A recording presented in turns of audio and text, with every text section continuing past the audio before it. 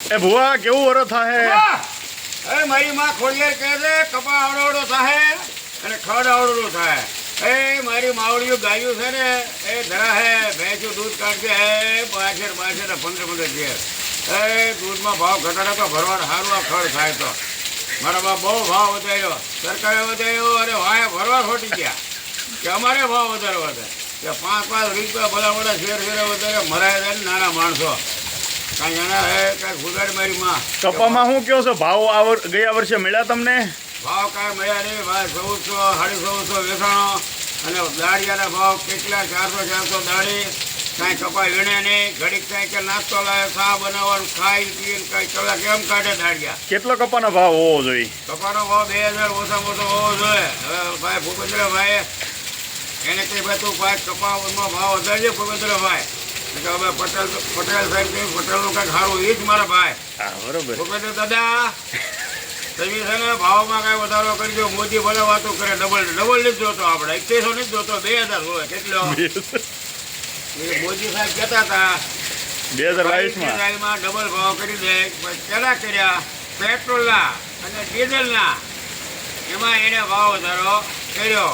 એટલે મારા ભાઈ ભૂપેન્દ્ર દાદા તમે અત્યારે તમારું માન સારું છે. અને તમે પાછું બીજું એક કાલ પાછું એવું કીધું કે નરેન્દ્ર મોદીનું સ્ટેડિયમ નામ કાઢીને સરદાર પટેલનું નામ રાખવાનું છે. એટલે બોલો સરદાર સાહેબ તો હતા જ તે ભાઈ સરદારે આ બધું કર્યું છે. આ મોદી સાહેબે એનું નામ કઢાવ્યું, ભાદરપડા થાય કૂદકે કૂદે ઊંચાય છે, કોઈ વાંધો ઉઠાવ્યો નહીં. આટલા બધા પટેલ હતા. ઝવેરભાઈ ગોપાલ ઇટાલિયા જીતો એ વિશે શું કેવું છે તમારો? એક ગોપાલ ઇટાલિયા છે ને એ સારો માણસ છે.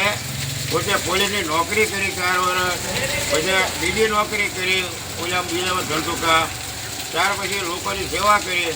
પણ આ છે ને એ કતારગામ આવી જવાનો હતો, પણ આ એને આગળ બધું કીધેલું હતું કે સ્વામિનારાયણ છે ને છોટી ગયા એટલે આમ છે કે બધા મત ન આપ્યા.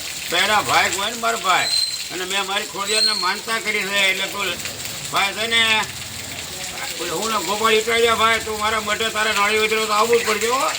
એટલે તને મોટર તો ભલે ધારાસભ્ય થયા તમે એકદમ તમારે આવવું પડશે ગોપાલભાઈ. અને એ આવ્યા છે એટલે સારામાં સારું કામ છે. ખેડૂતોનું કેવું કામ થશે? ખેડૂતનું રોડ રસ્તા, ખેડૂતનું ઇકોઝોન હટાવશે. એ બે દાવાનો આપવા માટે પછી ઇકોઝોન તો આવવા જ નહીં દે સમજ્યા. એને પરવીન છે ને પરવીન એ સારો છે. પછી ઓલો બીજો ભાઈ રાજુ કરપડા એ સારો માણસ છે. એટલે એ બધા ભેગા થઈને છે ને આ ફેરે તો છે ને તમે ભાજપને તો કમળના આંગળી અડાડી ને તો તમને છે ને ધુધરી આવી જવાની તાવ રાખી આવવાનો છે. એટલે હવે ભાજપના કમળમાં તો કોઈ પણ તમે આંગળી અડાડતા નહીં. પછી કહેતા નહીં બધા રોડ આવા છે નોકા છે, મને પેટમાં દુખે છે, મને કટ દુખે છે, મત દેજે પાછા બધા કકડાટ કરો છો. એટલે મત દેતાથી ભાજપને તો આમ કમળને આંગળી અડાડો ને ત્યાં તમને ધુધરી આવે એવું થવું પડે. પછી તમે તો તમારા દિલથી પૂછજો, હું નથી કહેતો. તમને એમ થાય કે આ મત કોને દેવો. જો આમ આદમી જો વિરોધ પક્ષમાં ખરીદે આવી જાય કદાચ ભાજપમાં હોય તો 182માંથી 92 સીટ ભલે આવે. આપણે બસ બહુ લાગી 156 નથી જોઈતી. આપણે ભાઈ લાવ્યા ને ભૂપેન્દ્રભાઈ આપણે 92 આવી જાય 92 તોય ઘણી તોય મુખ્યમંત્રી બની જાય.